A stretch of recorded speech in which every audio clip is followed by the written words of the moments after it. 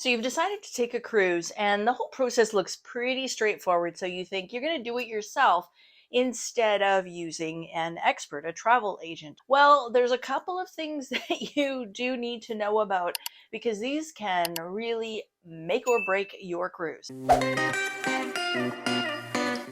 Now, an inside cabin is going to be the least expensive option for you, but it is an inside cabin, which means to say there are no windows. So in the middle of the night, if you need to use the washroom, a pro tip is to turn on the TV to the bow cam, at least then when it's daytime you will know, as opposed to possibly sleeping through half of the day and not even being aware of it. Don't expect a lot of cabin space. I mean, the average cruise ship cabin is less than 200 square feet, but there's just not going to be a lot of places to store your things, especially counter space is at a premium. And the overall inside living space is not very large. If you have a balcony, then at least you have access to some private space of fresh air. But overall, just don't expect it to look like a hotel room because it'll probably be about half the size. If you have to fly to your departure port, then a cardinal rule is you must fly in the day before. If there's any flight delays at all, you run the risk of not being able to get to the port and get on board in time. And usually the first day or two are at sea days. So if you miss your embarkation, you miss the departure for the beginning, it might be a couple of days before you can get on the ship and rejoin your cruise. And that's a disappointment that nobody wants. When you fly into that port to check out the city, be sure to give yourself enough time to do some exploring. That may be your only opportunity to see that place, that destination, and it's definitely worth taking some time to do a city tour, check out the area. There's always lots of interesting things to see and do. When you get on board the ship, it can be very confusing. Some of them are a little bit like a labyrinth. So when you get on board, that's a really good time for you to go and explore the ship and see the different areas. You might find that there's extra pools around that you weren't aware of, or interesting areas, or even activities that you didn't know existed. But if you don't go, you don't know.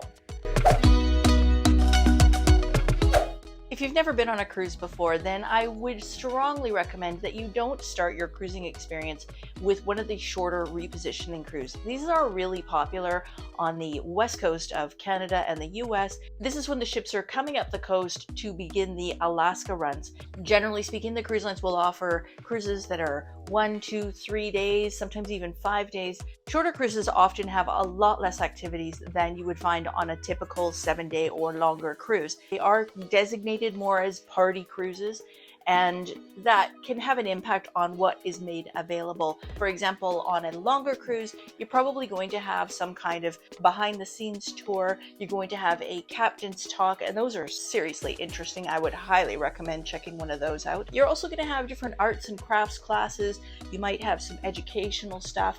So there's all kinds of stuff that happen on a typical cruise, but on a 1-night or a 3-night repositioning cruise, you're just not going to see that. And you might find that the cruise seems boring as a consequence. But just know that that's not typical of a standard cruise. Size really does matter. If you are looking at going on a cruise that's on a ship that is 4,000 or more passengers, bear in mind that when you go into port, that's 4,000 people who are going to want to be getting off the boat at the same time. 4,000 people that are going to be lining up for breakfast. 4,000 people that are going to be trying to get into the evening show. It's a lot of people, and you're going to expect a lot of lines. Now, there's a couple of ways around that. One of them is if you've cruised a lot and you've upgraded your tier status, your loyalty status, then sometimes you can get extra benefits such as expedited boarding, or you might even have access to a special pool area. So instead of fighting with those other 4,000 people for a lounger by the main pool, you might have your own private area to enjoy.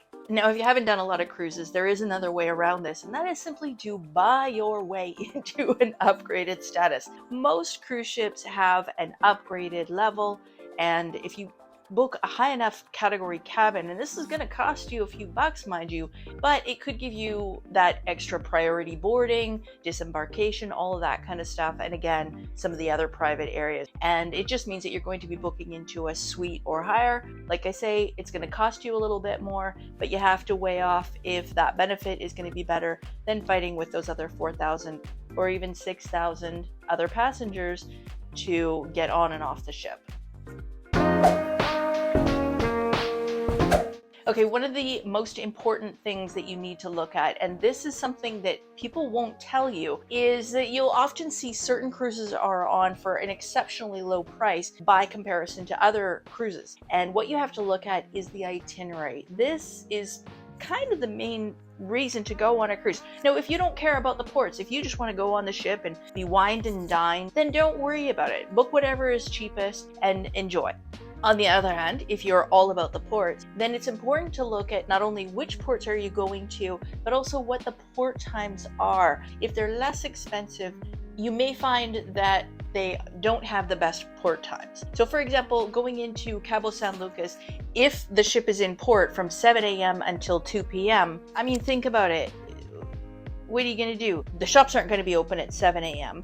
A lot of the bars aren't going to be open at 7 a.m. I mean, the beaches, sure, but there's not going to be a whole lot going on. And if you're leaving at 2 p.m., then you might be able to go and find some place to have lunch and maybe a couple of drinks, but you're not really going to see much of anything. So I hope you found these tips useful. And if you are booking your own cruise, try to consider some of these things when you're choosing which cruise line and which itinerary to explore. Cruising can be a lot of fun, but you really don't want to make these mistakes right off the beginning, or it could put you off cruising altogether. It's a great way to see a lot of different places without the whole packing, unpacking process, but there are some things that you're going to want to consider to make it the best possible experience. So I hope you enjoyed this video. If you did, please consider giving it a thumbs up, and don't forget to subscribe so you don't miss out on future videos, and we'll see you on the next one.